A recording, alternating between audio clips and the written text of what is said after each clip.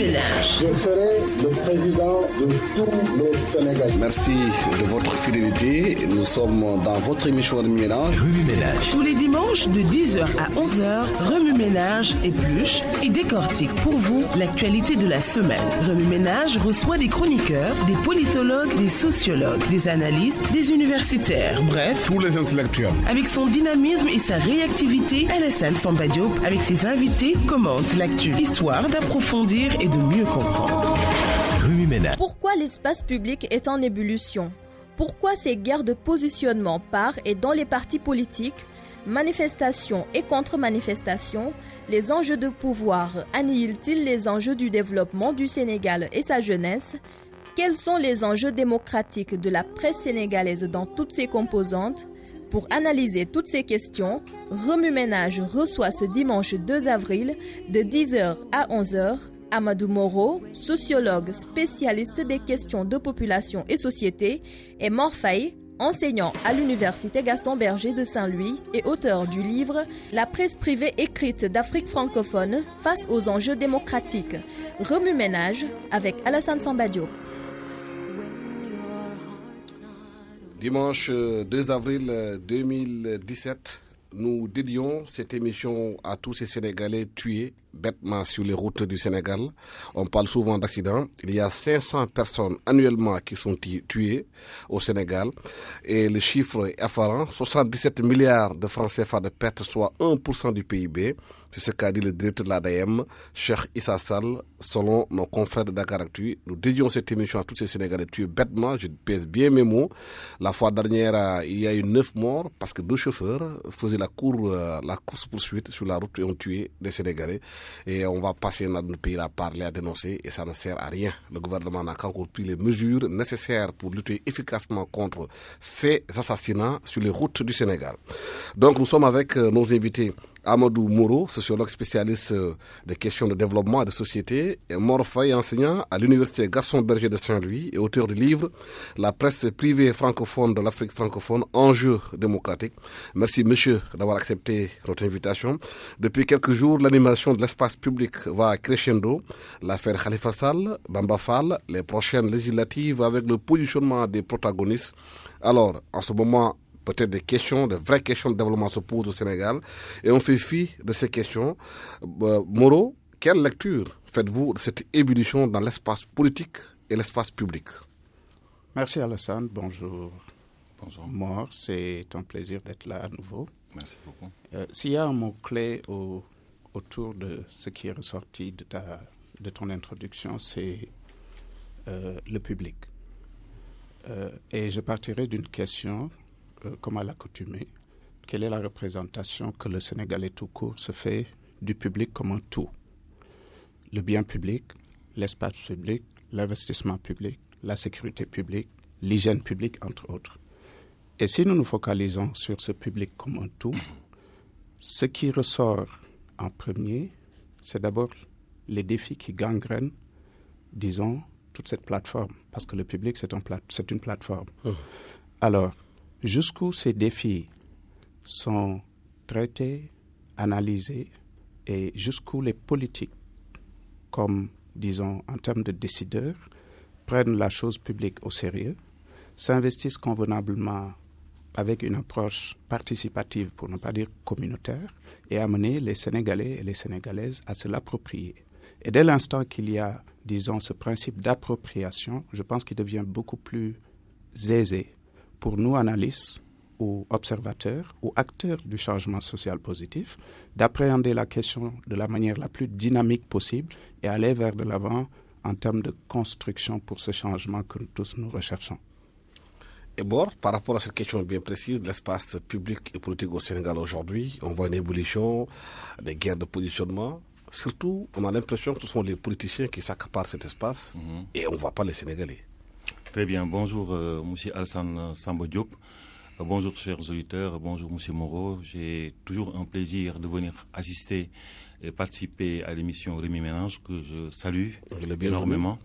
Voilà. Je pense que par rapport à la question posée, la lecture qu'on peut se faire, c'est que l'espace public est pris en otage, en fait, par les politiques.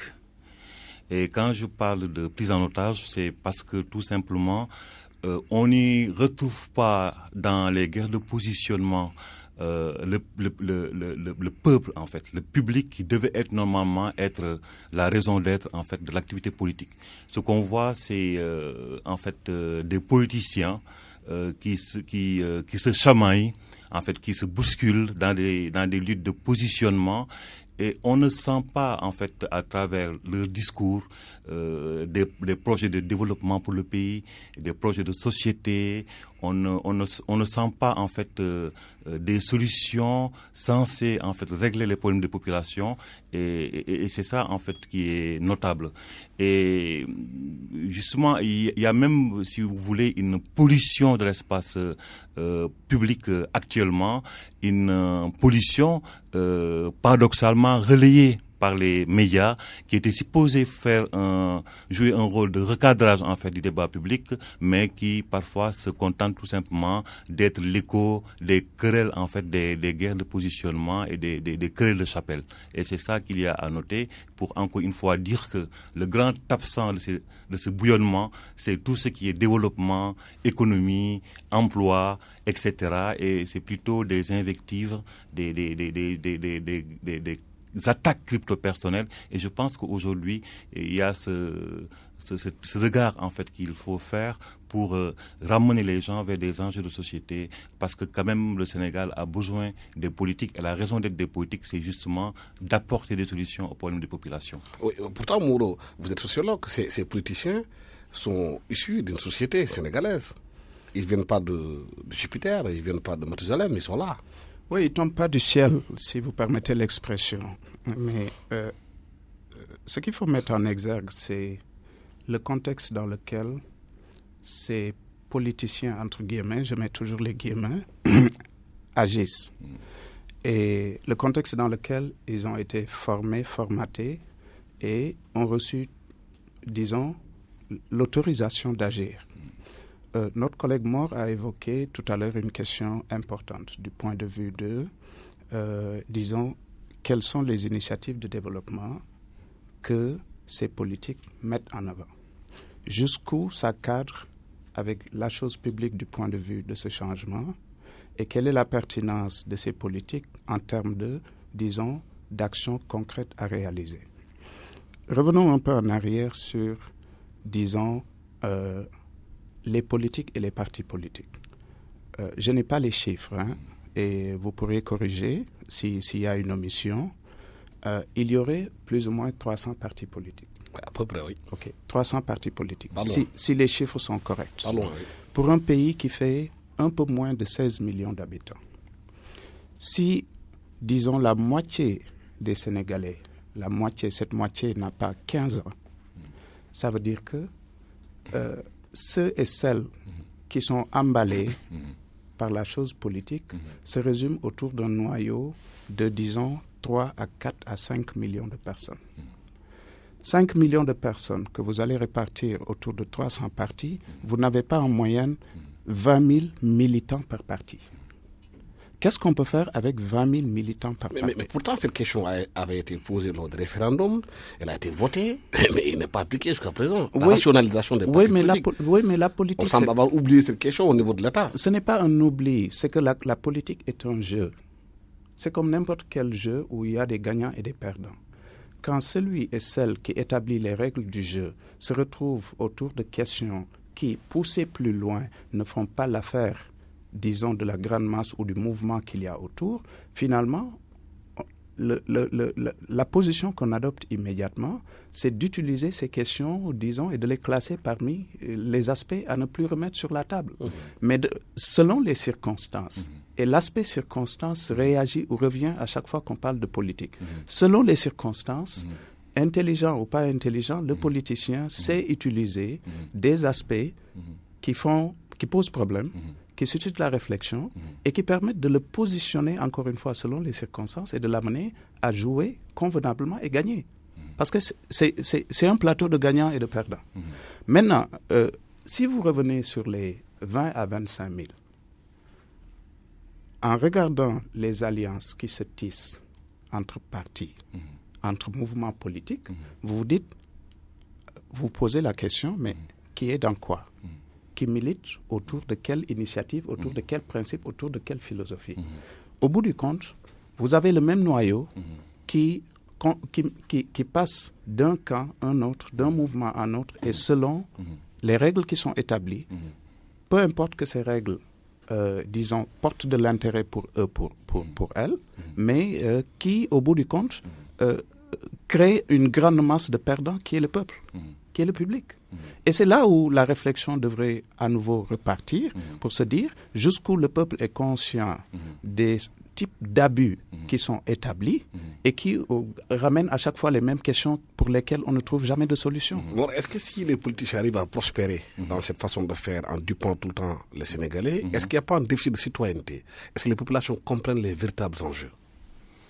Apparemment non, parce que si dans l'espace... Mais ils s'accommodent aussi peut-être de ce mode de fonctionnement. Ils s'accommodent, parce qu'aussi on est dans un pays, il ne faut pas l'oublier, c'est un pays où le niveau d'instruction n'est pas très élevé. Ça n'explique pas tout, mais quand même c'est un début de compréhension par rapport à ce qu'on constate aujourd'hui. Je voudrais juste rebondir en fait sur les chiffres donnés par mon collègue Moreau concernant le pléthore de partis politiques au Sénégal. C'est une aberration parce que un parti politique, c'est une idéologie. Et la question avait été posée, lors du référendum a été voté, mais l'État ne l'applique pas. Ben, c'est aux décideurs en fait d'appliquer, parce qu'il me semble que le référendum est passé, mais tout ce qui est décret d'application, tout ça, c'est pas encore pris. Je pense que c'est peut-être le saut à faire. On a voté, mais pourquoi faire après? Je pense qu'il y a ce saut encore à faire. Mais quand même, cette question, il faut vraiment la régler, parce que théoriquement, un parti politique est le soubassement d'une idéologie. Et comme il y a 300 partis politiques au Sénégal, ça m'étonnerait qu'il y ait 300 idéologies au Sénégal. Même dans les pays où les populations sont plus importantes, comme aux États-Unis, comme en France, mais vous ne voyez pas autant de partis politiques. C'est une aberration. Mais ça dépend aussi de ce qu'on fait d'un parti politique dans notre contexte africain et sénégalais en particulier. C'est qu'en fait, la politique est devenue véritablement un créneau où tout le monde pense s'engouffrer sans compétence. Il y en a qui font de la politique un gagne-pain. Et je pense que c'est ça le problème en fait. Les gens vivent de plus en plus de la politique et ne vivent pas pour la politique. Et c'est ça en fait le débat de fond en fait. Les gens qui viennent dans la politique, normalement devraient être au service de la politique et non pas au service de la politique. Et s'il y a des mesures à prendre, c'est justement d'aller vers des critères pour éliminer des partis politiques qui vont en scrutin et qui se retrouvent avec 1%, normalement, ne devraient plus avoir droit de citer. Moro, c'est quel levier faut-il appuyer aujourd'hui pour conduire un changement politique et social dans ce genre de situation? Deux niveaux. Le premier niveau, c'est la chose politique, et le second, c'est la chose, disons, collective. Par rapport à la chose politique, une réforme immédiate s'impose.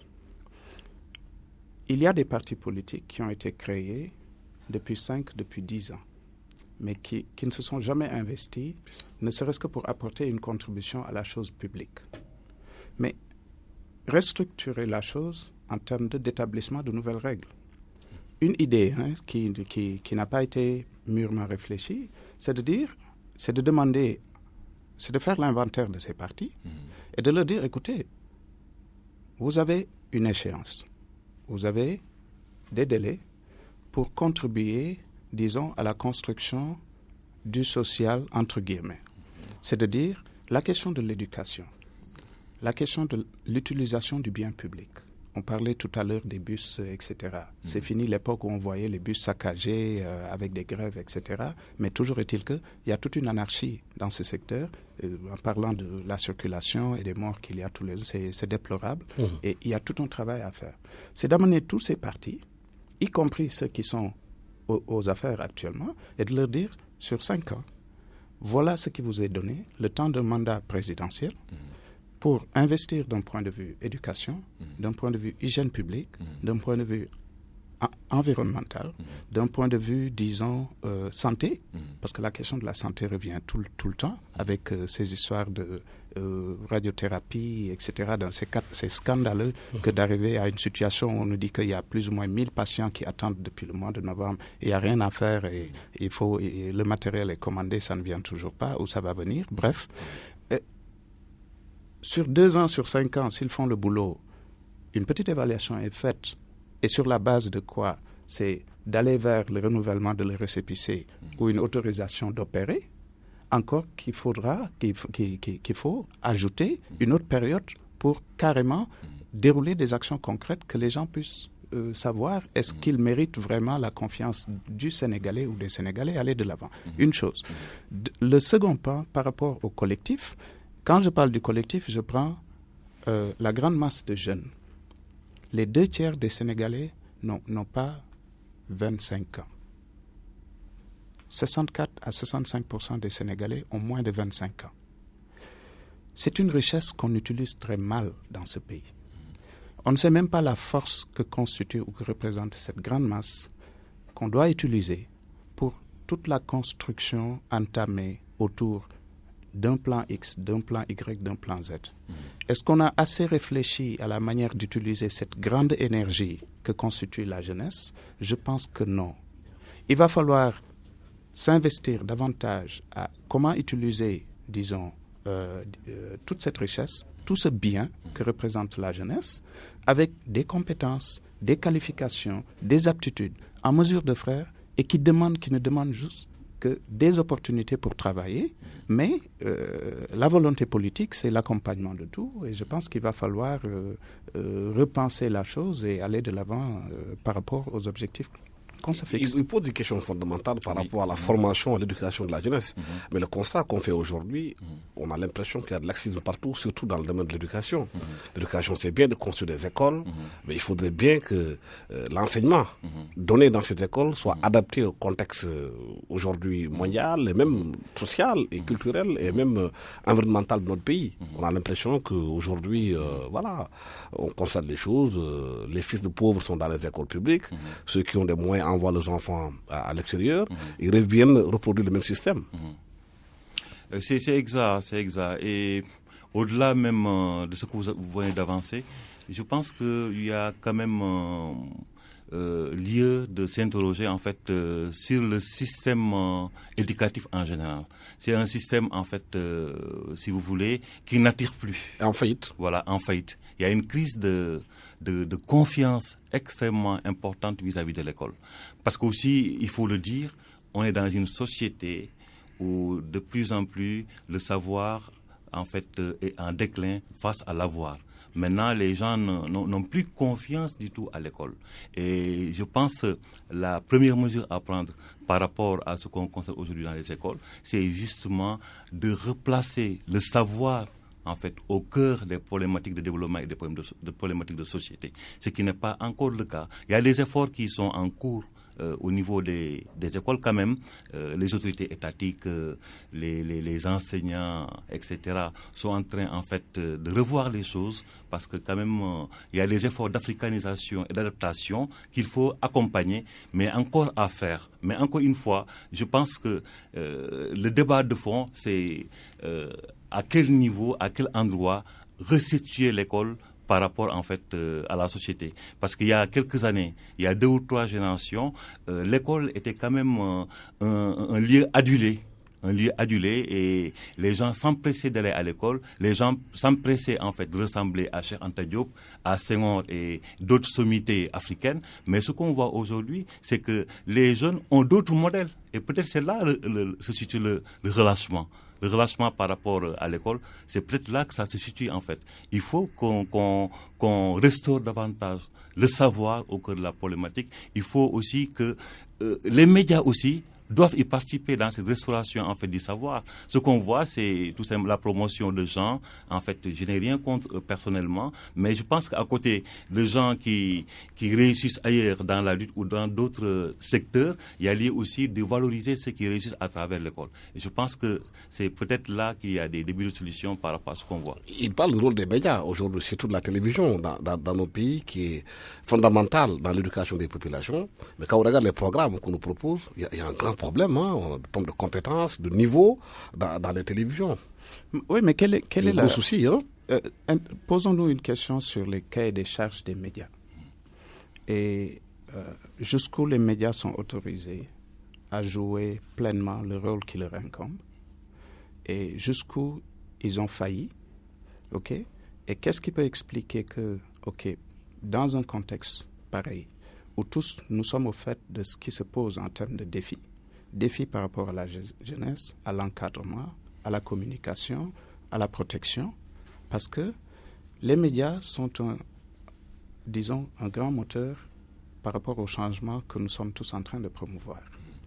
Pour peu que le média passe à côté de l'essentiel du point de vue de principes et de principes très forts, y compris l'éthique, y compris le respect d'autrui, la confidentialité, la vie d'autrui pour les uns et les autres impliqués, qu'ils soient politiques, citoyens tout court, etc.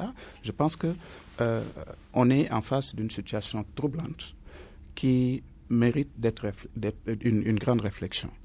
Mais la question de la réflexion n'est pas nouvelle, parce que tous, étant jeunes à l'école ou étant beaucoup plus jeunes, on a entendu tous les débats autour de l'éducation, les assises de l'éducation, les assises autour de ceci, l'encadrement de tel ou tel, etc. Mais après 10 ans, après 15, 20, 30 ans, pour notre génération qui a quand même observé autour d'une génération, qu'est-ce qu'il y a eu comme changement? Et jamais de bilan. Non, le bilan, c'est la question. Pourquoi le bilan, c'est la question? Pour une raison très simple que si le bilan n'arrange pas, disons, l'acteur du changement, quelque part, on se dit qu'on est toujours en train de produire. On n'a pas encore fini de mettre en œuvre nos plans. Et dès qu'on aura tout bouclé, il y aura quelque chose à partager. Mais ça se fait sur 2 ans, ça se fait sur 5 ans. Là n'est pas la question. La question, c'est l'utilisation du peu qu'il y a. Si ce peu est bien utilisé, il y a des pays qui ont évolué, qui ont émergé, qui ont produit des richesses et qui ont amené tous les acteurs, hommes, femmes, jeunes, vieux, enfants, à participer à la construction du développement. Et ce n'est pas parce qu'ils ont eu les meilleures chaînes de télé, les meilleures chaînes de radio, les meilleures stations balnéaires pour caricaturer. Non, c'est simplement parce que tous, ils ont été embarqués de la manière la plus dynamique et responsable. Et je dis bien responsable. Comme aussi. Rwanda. Et Rwanda, c'est un exemple. Le Rwanda, c'est un exemple. Prenez le Rwanda en matière d'écosystème, d'environnement, d'hygiène publique. Le Rwanda, c'est un modèle. Vous prenez le cas du Sénégal. Je suis désolé, je vais donner un petit exemple. Allez-y. Je ne cite aucune structure, mais vous rentrez sur l'axe de Sacré-Cœur, il y a une petite clinique qui est là-bas. Il y a un monsieur qui vient, qui gare sa voiture, c'était jeudi, vers 13h. Il gare sa voiture, il avait les pots de café de café Touba devant une clinique. Il finit la tasse de café et il jette ça dans la rue. Il jette ça dans la rue. Dans le même temps, un taxi passé, c'est une clinique, et qui met le klaxon parce qu'assez souvent, il y a un bouchon là-bas. Jusqu'où les gens ont été éduqués pour respecter la chose publique en termes de civisme, d'éducation civique, de respect tout court. C'est un grand challenge. Oui. Moi, est-ce que ce n'est pas justement ces véritables questions qui se posent aujourd'hui au Sénégal? Le civisme, le respect de la chose publique, le respect même des Sénégalais vis-à-vis de l'environnement. Aujourd'hui, on a vu que le mouvement Y en a marre, qui va manifester pour dire qu'ils ne sont pas contents de la façon dont les choses se déroulent au Sénégal. Au niveau du pouvoir, on est en train d'organiser des contre-manifestations. Dans un pays où quand même la liberté d'expression est consacrée, il y a un problème. Il y a un problème à plusieurs niveaux. Je vais peut-être rebondir sur ce qu'a soulevé tout à l'heure Moreau. C'est vrai, à chaque fois qu'il y a des problèmes, on a tendance en fait à incrimer l'État. Mais je pense que aussi, il y a les populations aussi un peu à indexer. Parce que, comme le disait quelqu'un, l'engagement de l'État à régler les problèmes des populations, en fait, ne peut pas prospérer si les populations elles-mêmes ne sont pas engagées. Et ce qu'on voit aujourd'hui, c'est que les gens sont complètement désengagés. Il y a une démission par rapport au rapport au bien public. Mais est-ce que ceux qui sont au cœur de l'État aujourd'hui, qui sont l'élite, donnent le bon exemple dans leur comportement, dans leur façon de faire, dans leur façon de gérer la chose publique, entre autres? Mais c'est pas une raison en fait. Je pense que si ceux qui gèrent l'État donnent un contre-exemple et que les populations réagissent en allant dans le même sens, je ne pense pas que ça soit en fait une réaction adéquate. Parce que quand même, les populations sont les mandants de la classe politique en fait. Mais les changements sont souvent amenés par l'élite, hein? Dans tous les pays du monde. Je pense que l'élite a une grande responsabilité dans le changement des mentalités. Oui, mais les populations ne sont pas pour autant démunies parce que aussi elles ont la capacité de sanction lors de scrutins électoraux.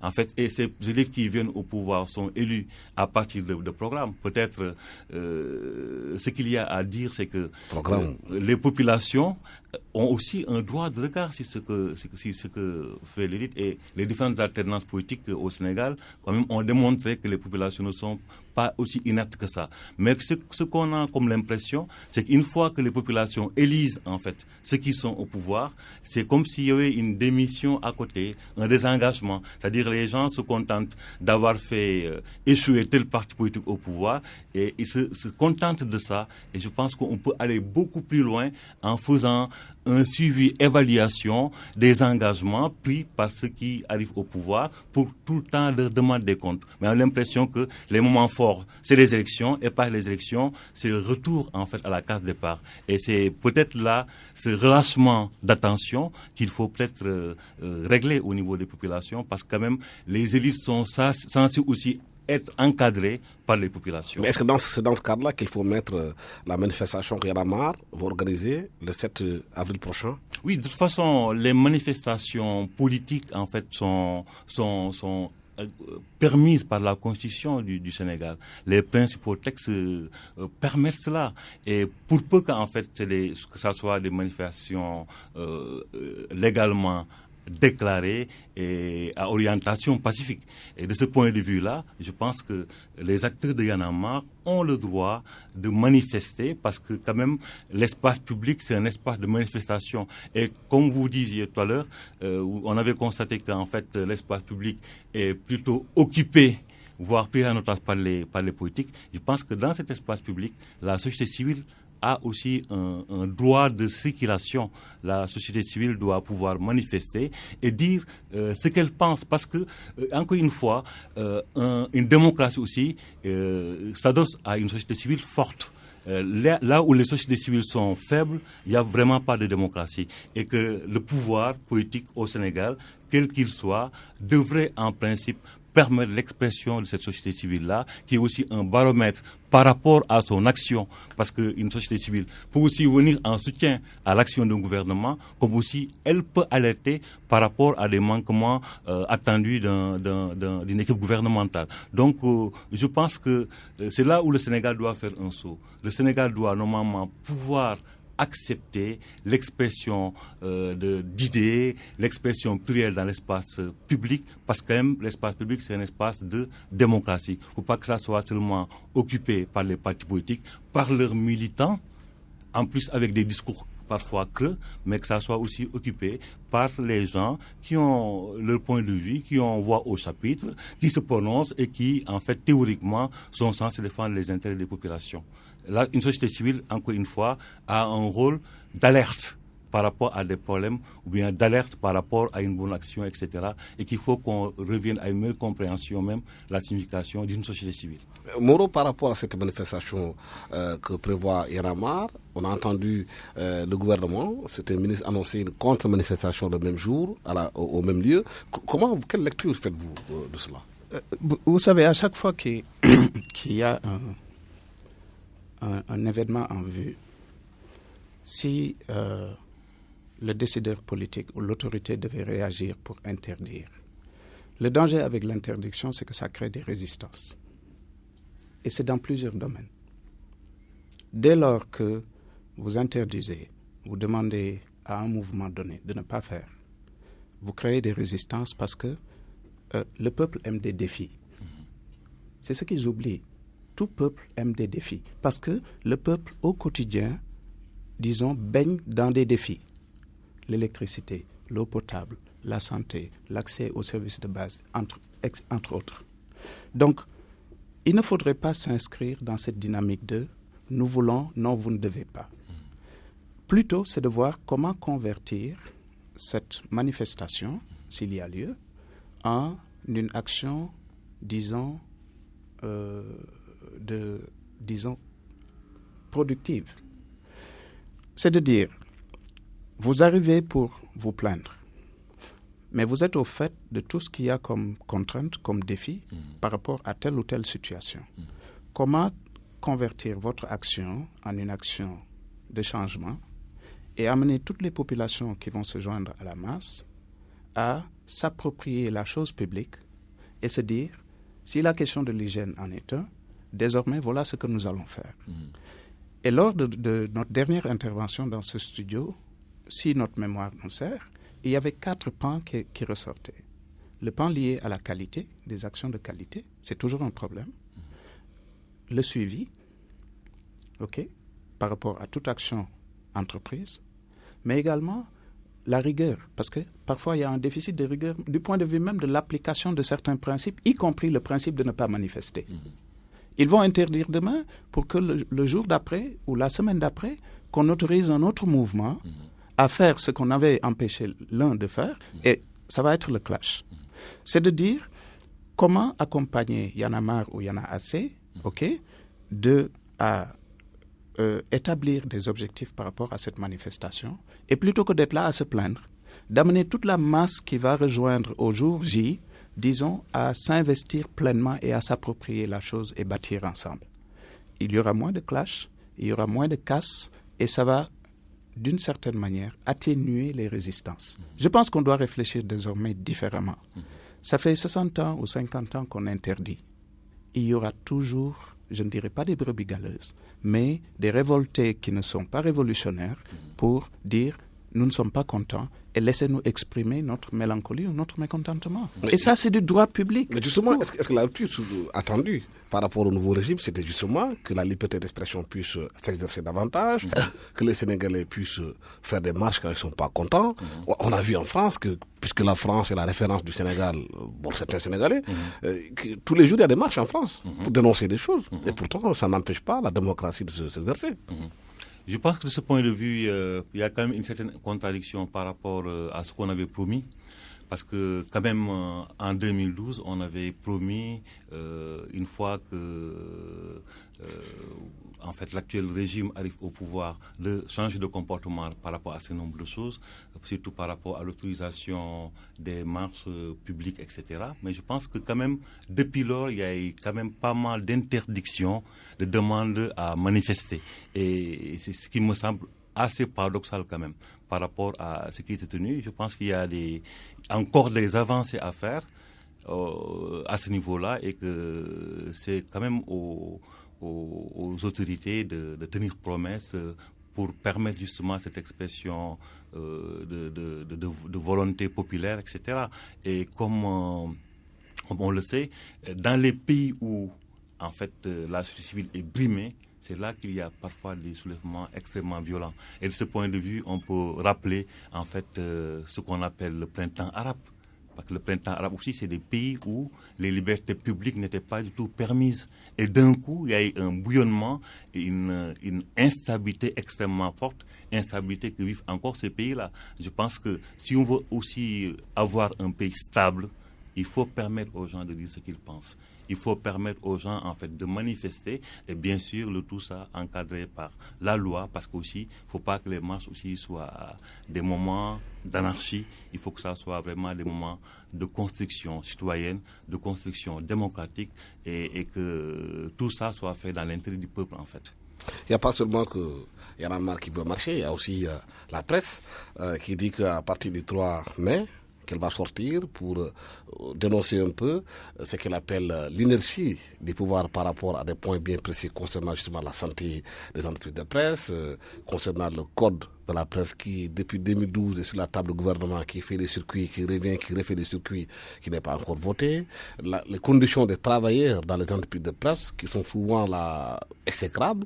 Toutes ces questions sont posées sur la table aujourd'hui. Quelle lecture peut-on faire, en lieu de faire de tout ça? Je reviens un peu sur la question de la, si vous permettez, de la liberté d'expression, avant d'aller tout droit à la question que Alassane, tu viens de soulever. Je pense qu'il n'y a jamais eu de problème d'expression tout court dans ce pays. Quand même, ce qui a le plus contribué à ce que nous, Sénégalais, qui sommes exposés à des déplacements fréquents, vantons un peu ailleurs en termes de stabilité, c'est quelque part, ça repose quelque part sur cette aisance pour les Sénégalais à adresser la chose publique, la chose collective, de la façon la plus, disons, libre possible. Ça toujours, c'est même dans les cultures sénégalaises que de dire ce que les uns et les autres pensent par rapport à une question donnée. La question, encore une fois, à mon avis, la question de la liberté d'expression ne se pose pas vraiment de façon aiguë comparée à d'autres pays que vous avez soulevé, notre collègue Faye a soulevé tout à l'heure. Maintenant, comment réguler, c'est toute la question. Il y a même, à notre avis, disons, une certaine anarchie. Une certaine anarchie. Des insultes. La liberté d'expression qui va jusqu'à... Comment les outils... Comment le respect des autorités, des marabouts et tout le monde. Comment les outils dont disposent les médias de façon générale sont utilisés dans une dynamique de construction. Est-ce qu'il y a un excès? Est-ce qu'il y a un abus? Est-ce qu'il y a une sous-utilisation? Quelle est l'appréciation qu'on en fait? Et jusqu'où les mécanismes ou les principes qui ont été établis sont appliqués d'un point de vue contrôle, d'un point de vue suivi, d'un point de vue appréciation, c'est là où on a d'autres défis à gérer. Et je pense que la presse a un excellent rôle à jouer parce que toutes les informations qui nous tombent à partir du net, de certaines stations de radio, certaines stations de télé, ça pullule comme, disons, de l'inadmissible. Et je pense qu'il y a un effort à faire. Ce n'est pas seulement de la responsabilité de l'État, parce qu'assez souvent, la réaction primaire, c'est de dire c'est l'État qui ne fait pas. Mais l'État, c'est qui? C'est nous, c'est vous, c'est tous. Donc, la chose collective doit par moment prendre le dessus et travailler à changer là où l'État sait que, OK, il a des limites, parce que tout État a des limites, il faut l'admettre. Pour en revenir maintenant à la question sur les organes de presse, je pense que c'est une action qui est circonscrite, ça touche un corps professionnel bien défini et qui est un acteur clé dans la dynamique de changement. Est-ce que c'est une action qui se justifie juste du point de vue de nous voulons aussi marquer le coup parce qu'il nous est donné la possibilité ou la liberté de manifester et d'exprimer notre colère par rapport à une certaine façon de faire? Je pense qu'il faut réfléchir à partir de diverses perspectives. Est-ce qu'il y a une convergence de vues de toutes les chaînes de radio, de télé, des professionnels du corps, pour le dire autrement? C'est une autre question. Quel est le crédit que vous donnez à cela si vous voulez le verser dans la chose publique, c'est-à-dire prise de façon beaucoup plus élargie, avec toutes les questions de santé, d'éducation, de protection, d'utilisation, de qualité, etc. C'est un tout. Vous voulez le faire incessamment. Est-ce qu'il y a un interdit, comme c'est le cas avec le premier mouvement que vous venez d'évoquer? Pourquoi il y aurait un interdit par rapport à ça? Et quelles sont les attentes que vous-même vous avez par rapport à cette marche? Est-ce que vous avez déjà déroulé un ensemble de doléances et de besoins ou de préoccupations? Et quelles sont les réactions ou les réponses que vous avez jusqu'ici obtenues? Et, disons, en termes d'agenda, où allez-vous et quels sont les délais ou les moments que vous vous êtes fixés pour réaliser cela? Autrement, c'est de réfléchir à une autre stratégie. Si vraiment il y a des réponses à toutes ces questions, c'est de réfléchir à une autre stratégie qui pourrait être différente de la marche ou de la manifestation comme vous venez de l'évoquer. Bon. Moi, je pense que il est quand même un peu avoir un regard critique par rapport aussi à cette société civile. Parce que tout à l'heure, on vient de dire que la société civile est un élément, un maillon essentiel en fait de la démocratie. Mais je pense aussi que dans le discours de la société civile, souvent il y a un problème d'équilibre. De quoi? Un problème d'équilibre dans la mesure où c'est une société civile aussi qui ne magnifie pas là où les actions aussi qui ont réussi. C'est-à-dire c'est une société civile qui dit toujours que ça ne va pas. Or, objectivement et de la façon la plus honnête, on ne peut pas rigoureusement dire que dans ce pays, il n'y a rien qui va. Que ça soit sous Wade ou sous Macky ou sous un autre président, on ne peut pas objectivement le dire. Aujourd'hui, par exemple, dans la plateforme là, j'ai vu pas mal de doléances on ne parle pas de l'électricité, mais tout le monde reconnaît aujourd'hui que le secteur de l'électricité, c'est un secteur qui marche bien, qu'il y a un travail de fond qui se fait au niveau, en tout cas, de la Sénélec. Et c'est des choses, en fait, comme ça, qu'il faut aussi oser pouvoir dire. Parce que je me rappelle, il y a quelques années, il y avait une grosse manifestation des imams de Guédiawaye, un peu appuyés par Y'en a marre, qui dénonçaient les délestages. Moi, je pense que dans leur plateforme aussi et dans leur discours, ils devraient aussi s'arrêter de temps en temps pour dire que dans ce pays, il y a quand même des choses qui marchent. Moi, je préfère qu'on me dise par rapport à telle ou telle chose, quand même, il y a des avancées.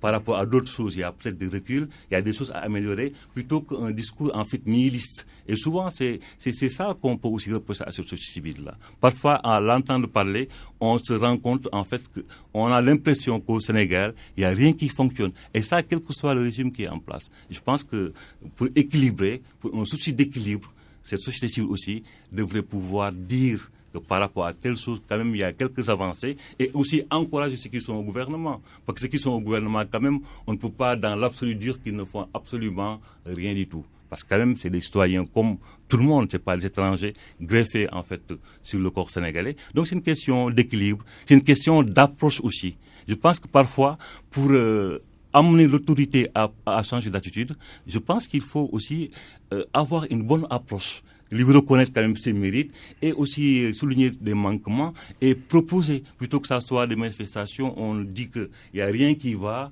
et parfois peut-être des manifestations qui peuvent se terminer par des jets de pierre et des jets de gaz lacrymogène. Donc cette société civile-là doit être une société objective et aussi constructive. Et puis que cette société civile-là aussi ne doit pas se donner en fait la posture d'un faiseur de droit. Et c'est là qu'on se trompe en fait. La vocation première d'une société civile, c'est pas d'être un faiseur ou des faiseurs de droit. La société civile est censée en fait recentrer l'État sur des questions de société. Maintenant, quand il s'agit de lire des lois ou de faire des lois, c'est aux électeurs, aux citoyens de le faire. On a l'impression parfois qu'ils se donnent parfois trop d'importance, si bien que quand il y a un changement même, ils ont tendance à dire c'est grâce à nous. Non, c'est les électeurs sénégalais qui votent. Et je pense qu'il faut que chacun sache sa place. Et le problème de la société civile au Sénégal, c'est qu'il y a un problème de place et même parfois d'identité. C'est ça le souci aussi. Et sur la presse, vous n'avez pas répondu à ça. Sur la presse, je pense que c'est un milieu que vous avez travaillé sur la presse. C'est un milieu que je connais très bien. C'est vrai qu'il y a des choses aussi à mettre sur la place publique, mais je pense que le principal travail à faire en interne, en fait. Lesquels? Lesquels, parce que tout le monde sait que dans la presse, il y a beaucoup de patrons de presse qui ne respectent pas la convention collective. Il y a des journalistes très précaires. Il y a des journaux sans ligne éditoriale. Il y a aussi des journaux où le travail des journalistes, parce que quand même la presse, son métier de base, c'est l'information. On a des maisons de presse où l'information est en train de battre en retraite face au divertissement. On a des journaux où des rédactions ou des entreprises de presse où les animateurs ont trop de poids. C'est de la musique du matin au soir. C'est des émissions de racolage, etc. Or, la vocation première quand même d'une maison de presse, c'est l'information. Je pense que si la presse a des revendications à faire et à porter à la connaissance du public, je pense qu'aussi en interne, elle devrait aussi faire son introspection et voir ce qui ne va pas. Il y a un malaise actuellement dans la presse. Parfois, quand je regarde certaines émissions à la télévision, mais c'est les journalistes là de métier, c'est des questions d'actualité, sont pratiquement des auxiliaires. Et je vois d'autres qui sont en avant, qui se permettent de commenter, de faire part de leur vécu, mais sans aucune investigation. Ils ne sont même pas outillés pour ça. Ça polémique de partout. Et ça n'apporte rien d'instructif par rapport à ce qu'on devrait attendre d'un média. Est-ce que ce n'est pas justement sur ce point bien précis qu'il faudrait justement faire voter le nouveau code de la presse qui, depuis Abdoulaye Wade en 2012, est déjà sur la table et qui aurait pu régler peut-être beaucoup de questions aujourd'hui, de prendre de formation de certains journalistes, de certains animateurs, certains pollueurs qui sont dans les médias. L'impression que nous avons, c'est qu'il y a un code pour tout dans ce pays. Mais là où il y a un grand trou à combler, c'est le code éthique. C'est le code éthique. Et s'il y a un code éthique pour les professionnels des médias, pour les professionnels de la santé. Je donne juste des exemples. Jusqu'où l'acteur au quotidien qui fait son travail s'en sert, quels sont les grands défis qu'il rencontre dans l'application ou l'utilisation de ce code, et quel est le moment précis où il y a eu un questionnement ou des interrogations sur tel principe par rapport à ce code ou ce manuel ou ces documents de référence, et quels sont les ajustements ou les adaptations qui ont été portés. La question éthique revient à chaque fois. Je pense que des choses prioritaires à régler, si nous sommes tous d'accord que les médias jouent un rôle déterminant par rapport à la construction du social, c'est de les amener à une attitude beaucoup plus, disons, à la fois responsable, professionnelle, mais également constructive. Si nous parvenons à régler ou à adresser cette priorité, vraiment cette priorité, ça veut dire qu'on aura réglé un problème énorme. Et toutes les questions ou toutes les préoccupations que notre collègue Faye vient de soulever pourraient être contenues dans ce grand code. Et à partir de ce moment, maintenant, c'est de mettre en place, il s'agira de mettre en place un mécanisme de contrôle. Les mécanismes de contrôle, je suis sûr, ne manquent pas, mais jusqu'où ils ont fait leur boulot, jusqu'où ils ont été confrontés à des limites, quelles sont les stratégies ou les mécanismes qui ont été mis en place pour surpasser ces limites et appliquer à la règle les principes, le code dans son ensemble, c'est un ensemble de questions. Et donc, quand il vous dit, quand il vous demande de réfléchir, disons, en interne, ça prend en compte la question éthique, la question déontologique, et c'est là où vous avez également, disons, du travail à faire, pour ne pas dire un défi. Oui, dans le nouveau code, ces questions ont été abordées. Mais le problème, l'impression qu'ont beaucoup de Sénégalais, en tout cas beaucoup de professionnels, c'est que les gens ne veulent pas voter le code parce que ça pourrait arranger aujourd'hui certaines personnes qui sont au sein du régime ou de l'Assemblée nationale, qui tirent des ficelles et manipulent certains à travers certaines rédactions. Il faut dire les choses telles qu'elles sont. Parce qu'en fait, je pense que le principal écueil par rapport à ce code-là, c'est que, en tout cas, la profession de journaliste était pour la dépénalisation des délits de presse. Voilà. Mais au Niger, on a dépénalisé, au Mali, on a dépénalisé, en Mauritanie, au Togo, mais quand même, c'est pas un problème, ça. Ce n'est pas un problème, mais justement, c'est parce que peut-être on a enlevé la question de la dépénalisation des délits de presse qu'il y a une suspicion par rapport à ce code-là. Et je pense que ça aurait été quand même une avancée par rapport à la profession de journaliste. Parce que la loi qui régit la profession, c'est une loi en fait qui date du 22 février 1996. Et depuis 1996, l'environnement des médias a énormément changé. Et ce nouveau code, justement, en tout cas, s'il est en vigueur, pourrait permettre de régler beaucoup de choses. Mais il y a toujours cette suspicion, il y a toujours cette tension-là. Je pense que peut-être là où l'actuel régime aurait quand même marqué le point, c'était de permettre de voter la loi en acceptant, en tout cas, la clause qui porte sur la dépénalisation des délits de presse. Mais encore une fois, le problème est l'aspect interne du problème de la presse est vraiment de fond, en fait. Oui, il y a des questions aussi qui ont été posées. Certains se demandent aujourd'hui pourquoi dans certains groupes de presse, il n'y a pas l'actionnariat pour les journalistes, qui sont des professionnels. Comme avec Le Monde, il y a la société des rédacteurs, où pratiquement le capital est accaparé par une personne qui fait ce qu'elle veut. C'est une... En tout cas, si c'est une revendication, c'est une revendication légitime. Et ce n'est pas la première fois que j'entends dire qu'en fait, les journalistes aussi devraient pouvoir constituer une sorte de rédaction pour détenir une part du capital de leur journal. Non seulement ça permet en fait de leur donner plus de liberté dans les journaux, mais aussi ça leur permet aussi d'engranger les dividendes générés par leur journal. Tout ça, je pense que c'est des questions de fond. C'est vraiment c'est là que la profession de journaliste, en fait, devrait faire des efforts. Et cette affaire d'actionnariat dans les maisons de presse, c'est une bonne chose pour éviter que les patrons fassent ce qu'ils veulent avec le groupe de presse? Exactement. Ça dépend de la perception que l'on se fait. Moi, je suis un militant pour l'actionnariat que tu évoques. Maintenant, tout dépend des pactes et des accords qui engage les uns et les autres vis-à-vis de ces patrons de presse.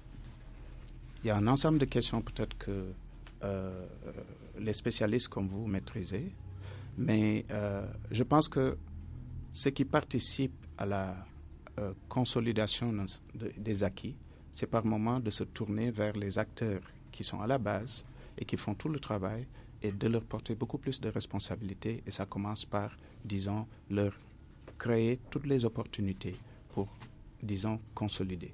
La durabilité ne s'applique pas que dans les autres domaines qu'on a l'habitude d'entendre, mais si le moteur du changement passe par la communication et que vous avez les nerfs de cette communication, c'est-à-dire que pour peu qu'il y ait un déficit d'assises et de fixation du point de vue de tout ce que vous avez comme plan à dérouler, je pense que ça peut être un recommencement éternel.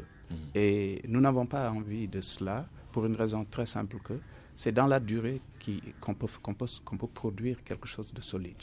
Et si les responsables des rédactions ou de la presse de façon générale sont amenés à changer simplement par, disons, pour des raisons de frustration, parfois matérielle, logistique ou de biens, je pense qu'on devrait repenser la chose et vous êtes mieux outillés pour poser cette question de la façon la plus rigoureuse possible. Ouais, la question posée à tous ces patrons de presse qui gèrent le groupe de presse, d'ouvrir l'actionnariat aux journalistes et aux professionnels pour qu'ils puissent s'épanouir de façon optimale. Merci à mes invités, Amadou Moreau, sociologue spécialiste des questions de développement et de société, et Mor Faye, enseignant à l'université Gaston Berger de Saint-Louis, auteur du livre La presse privée francophone de l'Afrique francophone, enjeux démocratiques. Au micro, Alassane Samba Diop, technique, Vincent Diop. Excellent dimanche à tous. 11h jot ci RFM ñu dikk ak yéen ci xibaar yu gàtt yi. mbokk yi gannaaw bi ñu leen nuyoo xibaar dañ koy door ak JMJ journée mondiale yu ndaw chrétien yi ñu koy màggal tey jii yamook dimanche di xamoo fii ci Ndakaaru nag diocèse bu Dakar ñoom nag ca Pikine lañ joxante rendez-vous ca stade Alassane Djigo foofu la ñuy amal messe yak yëngu-yëngu yi lépp nag fukki junni juróom ci ndaw ñu xaar leen ci JMJ yooyu la ay kër yu bëri daal di yàqu ca Ndar Guet Ndar géej gi nag moo leen daal di daaneel di loo xam te ne nag juróon na njàqare askan wa mbër mi fi woon di Boy Guet Ndar yëkkati kàddoom di waxal askan wa li mu bëgg mooy nguur gi ci ni mu gën a gaaw jug ci mbir moomu saafara ko ñu déglu ko moom Boy Guet Ndar ci micro Mohamed Nabi Silla. dëkk bi yëpp bi Guet Ndar kenn nelawul ñëpp dañu fanaane xool ba biir set grâce à géej gi surtout président Macky Sall moom moo wax ne Sénégal émergent chaque jour nga ñëw garde oto ñëw xool dafa yomb xam nga Guet Ndar ku ni Ndar ni pêche te ku ni pêche ni Guet Ndar xam nga Ndar mën naa di benn entreprise la muy Guet Ndar ñetti problème la Guet Ndar am muy bël bi licence de pêche yi booru géej gi yow tey gis nga yaa gis la sa bopp géej gi ni muy menacé xam nga kenn du gis farata di def sunna géej gaa ngi ni mat gis nga nit ñi ñu bari génne seen kër yi pour amuti fu ñuy dem ñu ngi woo état bi président Macky Sall nan dimbali si booru géej gi parce que mënul xaar problème urgent la foog mu taxaw si sur le coup xam nga parce que lii mënuñu si continuer quoi dafa métti dama gën a xam ne liggéey nañu xam jaamu yàlla mais nañu jàppale bu yàggul ñëw ñu teeru ko teral ko mais ñun suñu soxla na si taxaw nañu jàppale parce que lii dafa métti yow man weddi gis bokku si dama nga fi gis nga gars yi ñu sonne ñu ngi ñaan président Macky Sall encore une fois Guet Ndar amul problème booru dex problème géej gi la am bël bi ak licence de pêche yi. mu nekkoon Boy Guet Ndar ne woon fii mbër moom nag dëkk ca Guet Ndar kon doon wax ci jafe-jafe yooyu waa Ndar di jànkonteel centrale charbon bu baax ñi wéy ba léegi di coow ñeen ci askan wi dem yëkkati seen kàddu di ñaawlu protocole d'accord bi dox diggante mairie ba CS mi yor gagné marché bi ak ñii di waa Sénélec ñu wax ne nag loolu ànduñu ci sax def nañu recours ngir ñu daal di nenal boobu déggoo bitim réew ca Gambie ñii di takk der ya daal di sulli néew ñett nit ñu njort ne dañ leen faatoon jamono Yaya Jammeh ñu enquête bi ne ñett nit yoon njort nañu ne Lamine Sané la Ndiaga Diagne ak Alaaji Jaja Niass ñoom ñett ñoom dañ leen faatoon su leen ci àll bi li leen waraloon nag ñu faat leen mooy dañ leen tuumaaloon ne dañoo bokkoon ci ñu doon fexe daaneel nguuru ko Yaya Jammeh ci 30 décembre 2014 daaneel ak wàllum tàggat yaram football ca France Paris Saint-Germain moo jël coupe de la Ligue mu nekk nag juróom-ñaareelu yoon ñu jël boobu teglee di jël coupe boobu ñii di waa Paris nag ñoo gagné de Monaco ñeenti bal ci benn Edison Cavani moom ñaari but sax la dugal final bi ñu am na woon ca Lyon mu nekkoon xibaar yu gàtt yi midi xibaar yi caatal ci français Barthélémy Ngom 1 heure ma yaat leen ko ci wolof léegi-léegi seen émission Grand Jury ngeen ci ànd ak tey ak Antoine Diouf muy dalal Daouda Faye jaajëf.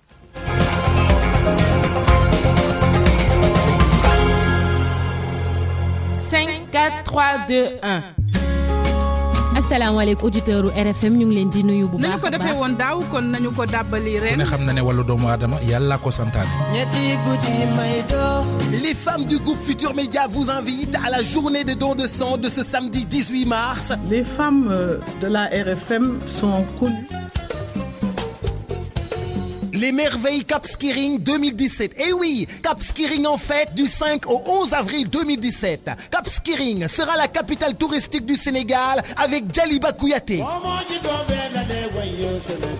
La SAPCO Sénégal vous invite à la semaine du tourisme interne avec les merveilles du Cap. Ce sera sous la présidence effective du ministre du Tourisme et des Transports aériens, Madame Maïmouna Ndoye Seck. Ainsi, le directeur général de la SAPCO, Monsieur Bokarli, le maire de Djembereng, Monsieur Tombo Gueye, et l'ensemble des acteurs touristiques du Cap Skirring vous invitent à venir découvrir absolument les rythmes du Sud avec Djaliba Kouyaté lors de la soirée de gala du 8 avril au Cisco Centre et un grand concert gratuit le 9 avril au terrain du Cap Skirring. Tous au Cap Skirring avec Djaliba Kouyaté au centre Cisco. Cap Skirring, les merveilles du Cap, du 5 au 11 avril 2017.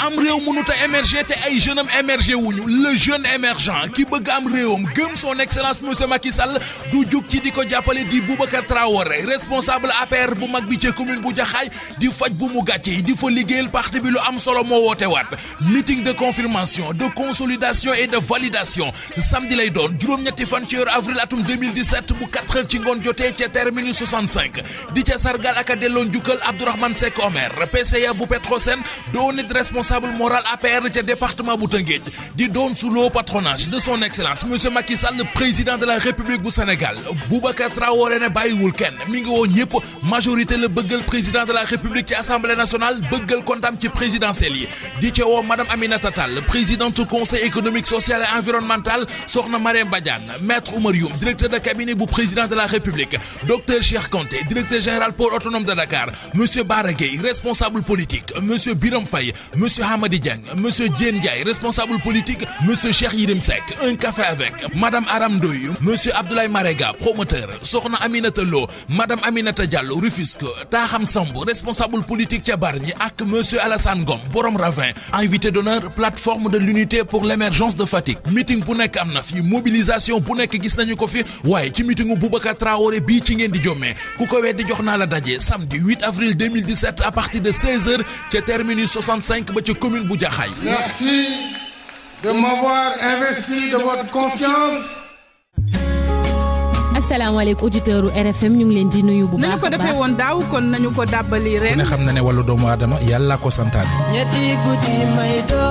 Les femmes du groupe Futur Média vous invitent à la journée de don de sang de ce samedi 8 avril devant la RFM. Les femmes de la RFM sont connues pour leur acte social humanitaire et c'est pour ça que je soutiens le don de sang qu'elles organisent. Groupe Futur Média jigéen ñi dañu mës a dynamique boobu ba léegi yéen a ngi def ay innovation te bu ñuy wax affaire deret yéen jigéen ñi yéen a ci war a gën a taxaw moo tax maa ngi leen di féliciter bu baax a baax. kañ la mbokk yi don de sang bi le 8 avril devant la radio RFM à la rue 15 angle Corniche pour donner de votre sang. Vous êtes tous invités. Donnez votre sang, c'est sauver des vies. Rendez-vous ici même devant l'immeuble Ilimandour à partir de 8h pour la grande journée de don de sang avec les femmes du groupe Futur Média. ñi ngi leen di ñaan nag yéen ñëpp ngeen ñëw ci lim gu takku ndaxte deret am nañu ko soxla. fii ci rue 15 angle Corniche ñu def cérémonie de don de sang ndaxte kat Sénégal da ko soxla te jigéenu Futur Média dañ cee yàgg yëngatu. dëggal nañu ne maye deret lu am solo la kon ñun nañ leen jàppale ñun askan wi ci sunu wàll ngir seen bëgg-bëgg boobu ñu mën koo jëmmal. bu ngeen xëyee suba ndekki leen tuuti rek daal di ñëw buntu RFM ñu daal di jàppale centre de transfusion sanguine ndax bu ñu leen jàppalee sunu bopp la ñu jàppale. kon nag woo nañ leen yéen ñëpp le 8 avril devant la RFM bu 8h jotee daañu tàmbale li nga xam ne moom moo di don de sang bi 10h30 ñu daal di def émission bii di Weekend Start en direct fii nga xam ne moom moo di ci Médina rue 15 angle Corniche woo nañu leen yéen ñëpp woo ci artistes yi woo ci Sénégal woo ci waa Médina woo ci képp kuy jigéen ak képp kuy yaay. jigéenu RFM